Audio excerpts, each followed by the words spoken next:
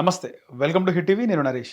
Maha News office పైన దాడి జరిగిన తీరు ఇప్పటికే డిప్యూటీ సీఎం మంత్రులు పొన్నం ప్రభాకర్, బట్టి విక్రమార్క వీళ్ళందరూ కూడా వచ్చి ఖండించడం జరిగింది. తాజాగా దీనిపైన మాజీ మంత్రి జగదీశ్వర్ రెడ్డి స్పందిస్తూ ఇలాంటి దాడులు ఇంకా జరుగుతా, ఇంకా 2-3 ఛానళ్ళు ఉన్నాయి, ఎక్కడ దాక్కున్నా విడిచిపెట్టే ప్రసక్తే లేదని చెప్పేసి ఆయన నిన్న మాట్లాడండి, ఈరోజు మాట్లాడండి. ఇదే అంశం పైన మాట్లాడదాం. మనతో పాటు సామాజికవేత్త కృష్ణకుమారి గారు ఉన్నారు. మేడం నమస్తే.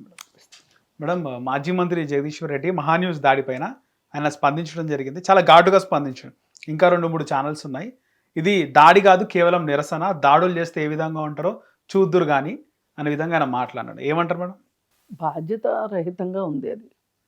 అక్కడ పూర్తి బాధ్యతారాహిత్యంగా అనిపిస్తుంది తప్పితే ఒక అవగాహనతోనూ ఒక మెచ్యూరిటీ లెవెల్స్తోనూ అతను ఇప్పటికీ 2-3 సార్లు ఎమ్మెల్యేగా చేశాడు, మంత్రిగా చేశాడు. ఎందుకు ఇంత దుందుడుకుగా మాట్లాడడం? కార్యకర్తలు ఆవేశంలో చేశారు అని అనాల్సింది పోయి ఇది నిరసన అని చెప్పారు. నాకు తెలిసి నిరసన ఇలా వ్యక్తం, దీన్ని నిరసన అనే వాళ్ళని నేను మొదటగా చూస్తున్నా. రాళ్లతో కొట్టడము, అద్దాలు పగలగొట్టడము, కార్లు బద్దలు కొట్టడము, ఇది నిరసన అంటారా దీన్ని? ఇవి తెలంగాణ ఉద్యమంలో ఇలాంటివి చేసి అది ఉద్యమం కాబట్టి మీరు దానిలో చలామణి అయిపోయారు.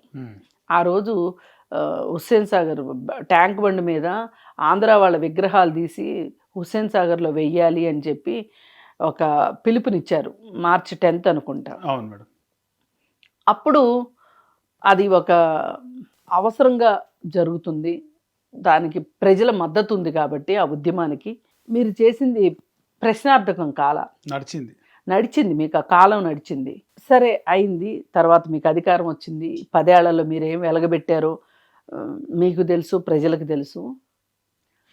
ఈరోజు మీరు చేసిన దాని గురించి వాళ్ళు ఒక పరిధి దాటి విమర్శించి ఉండొచ్చు ఆ ఛానల్, కానీ దానిని చెప్పేదానికి ఒక పద్ధతి ఉంటుంది, ఒక పరిధి, ఒక పరిమితి ఉంటుంది. మీరు పద్ధతులు, పరిధులు, పరిమితులు అన్నిటినీ పక్కన పెట్టేసేసి దీన్నే నిరసన అంటారు అని చెప్పి సరికొత్త భాష్యం చెప్తున్నారు. చూసారా ఇదంతా ఎలా ఉంది అంటే, అయ్యగారి కళ్ళల్లో సంతోషం చూడటం కోసం, ఆనందం చూడటం కోసం, తద్వారా కొన్ని మార్కులు వేయించుకోవటం లాగా ఉంది తప్పితే ఇది నిరసన అయితే ఇది మటుకు నిరసన కాదు. ఒకప్పుడు స్వాతంత్రోద్యమ కాలంలో విదేశీ వస్తు బహిష్కరణ చేశారు. ఎక్కడ చూసినా సరే 4 రోడ్ల కూడల్లో విదేశీ వస్తువులు, విదేశీ వస్త్రాలు తగలబెట్టేవాళ్ళు. ఆవేళ అది నిరసన. అది ఈవేళ ఇది నిరసన ఎట్లవుతుంది? ఆ రోజు మీరు ట్యాంక్ బండ్లో విగ్రహాలు వేసింది కూడా ఒక రకంగా చూస్తే అది అంత పెద్ద ఉద్యమంలో అది ఒక టాపిక్ అవ్వలేదు. కానీ నిజానికి ఒకసారి ఒక నాయకులుగా గుర్తించబడిన తర్వాత, వాళ్ళ బొమ్మలు అక్కడ పెట్టిన తర్వాత, విగ్రహాలు పెట్టిన తర్వాత ఆ విగ్రహాలను తీసివేయడం ఏమి సమంజసం? ఈ పేర్లు మార్చే వ్యవహారాలు మీరు వచ్చాకే మొదలైంది. ఈ పేర్లు మార్చటాలు మోడీ మీరు ఇద్దరు కూడబలుక్కుని చేస్తున్నారు ఇవన్నీ. ఇక్కడ ఏదో ఒక పేరు మార్చారని చెప్పి, ఏదో పథకానికి పేరు మార్చారని చెప్పి బీజేపీ వాళ్ళు గగ్గోలు పెట్టేసి గోలగోలు చేస్తున్నారు. అసలు వెళ్ళండి, పటేల్ గుజరాత్లో వీళ్ళు చాలా పటేల్ గొప్ప అని చెప్తారు కదా. పటేల్ పేరుతో ఉన్న క్రీడా స్టేడియాన్ని రెనోవేషన్ చేసి మోడీ తన పేరు పెట్టుకున్నాడు. ఎవడో బతికుండగా ఎవడో పెట్టుకోడు, చనిపోయాక పెట్టుకుంటారు. ఆయన బతికుండగానే పెట్టేసుకున్నాడు, స్టేడియానికి పేరు పెట్టుకున్నాడు. అసలు పేర్లు మార్చేదానికి శ్రీకారం చుట్టిందే మీరు. అసలు ఈ దేశంలో ఎన్ని వ్యవస్థలకు పేర్లు మార్చారు అవన్నీ మర్చిపోయారు. అంటే పాడికి కనిపించట్లేదు ఇప్పుడు, అన్ని గురువింద గింజలే ఇక్కడ ఈ రాజకీయాల్లో. ఇప్పుడు జగదీశ్వర్ రెడ్డి వీళ్ళు పేర్లు మార్చారు, ఎన్నో పేర్లు మార్చారు వీళ్ళు కూడా. బీఆర్ఎస్ కూడా చాలా మార్చారు పేర్లు. బీఆర్ఎస్ లేదండి, అసలు బీఆర్ఎస్ అనొద్దు.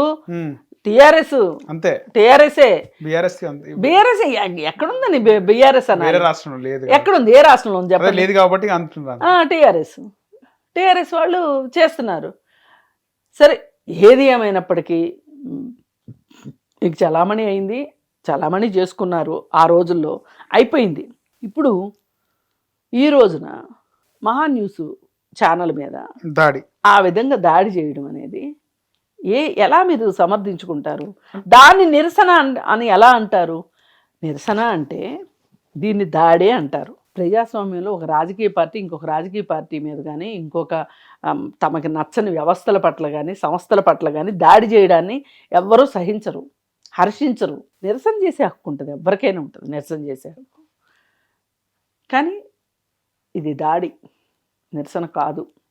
ఇది అర్థం చేసుకోవాలి ఫస్ట్. మీకు పత్రికా స్వాతంత్రం మీద, పత్రికల మీద స్లాటర్ హౌస్ అంటుంది మేడం ఛానల్స్ కి సంబంధించి. మహా న్యూస్ లాంటి స్లాటర్ హౌస్లు ఉన్నాయి ఇంకా. అవునవును ఉంటాయి. ఒకప్పుడు వీళ్ళు అధికారంలోకి వచ్చిన కొత్తల్లో వీళ్ళు ప్రసారాలు ఆపేశారు, కొన్ని ఛానల్స్ ఆపేశారు. మీరు ఆ రోజు మీరు ఏ సాహసాలు చేసినా, ఏ పిల్లి మొగ్గలు వేసినా, ఎలాంటి నిర్ణయాలు తీసుకున్నా ఆ రోజు చెల్లిపోయింది. ఇవాళ ఆ చెల్లుబాటు కాదు. ఇది కొంచెం తెలుసుకుని అర్థం చేసుకుని ఒళ్ళు దగ్గర పెట్టుకుంటే బాగుంటుంది. ఇప్పుడు మీరు పోరాట రూపాలకి సరికొత్త భాష్యాలు చెప్తే కుదరదు. ఇక్కడ నీ ఉద్దేశం ఏంటి అంటే ఖచ్చితంగా మార్కులు వేయించుకోవటమే. చంద్రబాబు రేవంత్ రెడ్డిని చూసుకొని మీరు ఆ విధంగా ఛానల్లో తమ్నైల్స్ కానీ ఆ విధంగా కథనాలు వేస్తున్నారా? ఎక్కడ దాక్కున్నా వదిలిపెట్టే ప్రసక్తి లేదని కూడా. అసలు ఇప్పుడు వీళ్ళకి చంద్రబాబు ఎందుకు గుర్తొస్తున్నాడండి నాకు అర్థం. రీసెంట్ గా కూడా ఆయన మాట్లాడినప్పుడు చంద్రబాబు పేరే తీసిండు. అదే వీళ్ళకి చంద్రబాబు కల్లోకి కనిపిస్తున్నాడు, కల్లోకి వస్తున్నాడు. ఒకప్పుడు చంద్రబాబును బూచిగా చూపించి, చంద్రబాబు 2 కళ్ళ సిద్ధాంతాన్ని బూచిగా చూపించి, ఆంధ్ర వాళ్ళని బూచిగా చూపించి, వీళ్ళు తెలంగాణ ప్రజలకు మేమేదో ఒరగబెడతామని చెప్పి 1200 మందో 1400 మంది అమరవీరులు అయ్యారు అని చెప్పి అధికారం తెచ్చుకుని బీసీలకు ఇస్తామని చెప్పి, ఎస్సీలకు ఇస్తామని చెప్పి, దళితుడిని ముఖ్యమంత్రిని చేస్తానని చెప్పి, ఏవేవో ఎన్నెన్నో కథలు చెప్పి, సోనియా గాంధీకి రుణపడి ఉంటామని చెప్పి, ఆ జన్మాంతం రుణపడి ఉంటామని, ఆవిడ దగ్గరికి వీళ్ళ ఇంట్లో ఉన్న పిల్లి కుక్క మేక అన్నీ వేసుకుని పోయి, అందరు మనుషుల్ని అన్నిటిని వేసుకుని వెళ్ళిపోయి, ఆవిడతో గ్రూప్ ఫోటో దిగొచ్చి, తెలంగాణ ఎట్లొచ్చింది? కాంగ్రెస్ వాళ్ళు ఇస్తే వచ్చింది. మరి అందుకని ఏంటి అంటే ఏది ఏమైనా ఇది గడచిన చరిత్ర, అయిపోయింది. తెలంగాణ అయితే వచ్చేసింది. ఆంధ్రప్రదేశ్ కన్నా ముఖ్యమంత్రిగా ఉన్నాడు, జోక్యం చేసుకోవట్లేదు ఆయన. ఇక్కడ జోక్యం 10 ఏళ్ళు ఉమ్మడి రాజధానికే ఉపయోగించుకోలేకపోయారు. ఉమ్మడి ఆస్తుల మీద వాళ్ళకి హక్కు లేకుండా పోయింది. ఉమ్మడి ఆస్తుల్ని ఇవ్వలేదు 10 సంవత్సరాల పాటు. మీరు ఎంత చెయ్యొచ్చో, ఆంధ్రాకి ఎంత అన్యాయం చేయొచ్చో అంత అన్యాయం చేశారు. ఇప్పుడు ఆంధ్రాని బూచిగా చూపిస్తారు ఎందుకు? ఆంధ్రప్రదేశ్ గురించి ఎందుకు మాట్లాడతారు? ఆంధ్ర నాయకుల గురించి ఎందుకు మాట్లాడతారు? మళ్ళీ మీరు ఆ రోజు ఆంధ్ర కాంట్రాక్టర్ల గురించి మాట్లాడారు కదా, అదే ఆంధ్ర కాంట్రాక్టర్లకి మీరు కాంట్రాక్ట్లు ఇచ్చుకున్నారు కదా. ఇప్పుడు ఇక్కడున్న వ్యాపారస్తులు అందరితోటి, రియల్ ఎస్టేట్ వ్యాపారస్తులతోటి మీకు భాగస్వామ్యాలు ఉన్నాయి అనే సంగతి అందరికీ తెలుసు. మరి వాళ్ళతోనే వాటాలు ఎందుకు తీసుకుంటున్నారు మీరు? అసలు వాళ్ళని ఇక్కడ వ్యాపారం చేయనీయకూడదు కదా. మీరు చెప్పిన లెక్క ప్రకారం వాళ్ళు ఇక్కడే వ్యాపారం చేసుకోవచ్చు, మీకు వాటాలు ఇస్తే చేసుకోవచ్చు. అదే వాటాలు ఇవ్వకపోతే పంపించేస్తాం. ఇలా ఎన్ని చేయాలో అన్ని చేశారు, అధికారం తీసుకొచ్చుకున్నారు. అధికారంలో కాళేశ్వరం దగ్గర నుంచి ఎన్నో రకాల విషయాల్లో బాగా భోంచేశారు. తరతరాలకి తరగని ఆస్తులు సంపాదించుకున్నారు. తెలంగాణ ప్రజలే అమాయకులయ్యారు. సరే, వాళ్ళు తెలివి తెచ్చుకున్నారా? కాంగ్రెస్ని ఎట్లా తెచ్చుకున్నారు. ఇప్పుడు వాళ్ళు మీరు చేసిన పనుల గురించి మాట్లాడుతుంటే మీకు అసలు ఊపిరి ఆడట్లేదు, సమాధానం చెప్పుకోలేని పరిస్థితులు వెళ్తున్నారు. టెలిఫోన్ ట్యాపింగ్ కరెక్టా? కాళేశ్వరం ప్రాజెక్టు కరెక్ట్గా ఉందా? ఆ రోజు మీరు ఇచ్చిన బనకచర్లే రోజా ఇంటికి వెళ్ళి భోజనాలు చేసి జగన్మోహన్ రెడ్డితో మంతనాలు ఆడుకుని చేసుకున్నారు. జగన్మోహన్ రెడ్డికి కూడా ఆ మర్మరాలు ఎదిరించింది ఎందుకంటే ఉమ్మడి ఆస్తులు అడగకుండా ఉంటాడని. జగన్మోహన్ రెడ్డి ఉన్న రోజులు ఉమ్మడి ఆస్తుల గురించి మాట్లాడలా. అలా జగన్మోహన్ రెడ్డిని మీరు బాబాయ్ అబ్బాయి అనుకుంటా చట్టబట్టలు వేసుకుని తిరిగారు. అక్కడ ఆంధ్ర ప్రజలకి అన్యాయం చేశారు, అక్కడ ఆయన అన్యాయం చేశాడు, ఇక్కడ మీరు అన్యాయం చేశారు. ఇప్పుడు అసలు ఎందుకు వచ్చింది ఈ చంద్రబాబు నాయుడు ప్రశ్న? ఎందుకు వచ్చింది? రావాల్సిన అవసరం లేదు కదా. సరే, ఏది ఏమైనా ఇవాళ మీరు మేము ఉన్నాము అని నిరూపించుకోవాల్సిన పరిస్థితిలో మీ ఎగ్జిస్టెన్స్ ప్రాబ్లం, మీ అస్తిత్వ ప్రాబ్లం సమస్య మీకు వచ్చింది. మీ అస్తిత్వాన్ని నిరూపించుకోవటం కోసం మీరు రకరకాల కథలు చెప్తున్నారు. దానిలో భాగంగానే